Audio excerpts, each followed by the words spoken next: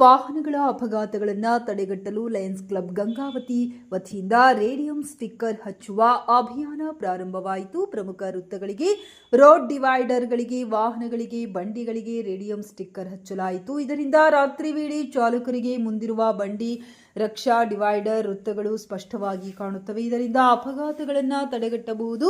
ಈ ಅಭಿಯಾನದಲ್ಲಿ Lions club ಅಧ್ಯಕ್ಷ ಡಾಕ್ಟರ್ ಶಿವಕುಮಾರ್ ಮಾಲಿ ಪಾಟೀಲ, ಕಾರ್ಯದರ್ಶಿ ಜಂಬಣ್ಣ ಐಲಿ, ಖಜಾಂಚಿ ಶಿವಕುಮಾರ್ ಗಾಳಿ, ರಾಜಶೇಖರ್ ಹೆರೂರ್, ರಾಮನಾಥ್ ಭಂಡಾರ್ಕರ್, ಯಲ್ಲಪ್ಪ ಆಗಲೂರ್, ಮಂಜುನಾಥ್ ಕೊಟಗಿ, ಕಾಸಿಂ ಇತರರು ಉಪಸ್ಥಿತರಿದ್ದರು. ಈ ಕಾರ್ಯಕ್ರಮಕ್ಕೆ ಸಾಮಾಜಿಕ ಜಾಲತಾಣದಲ್ಲಿ ಉತ್ತಮ ಪ್ರತಿಕ್ರಿಯೆ ವ್ಯಕ್ತವಾಗಿದೆ.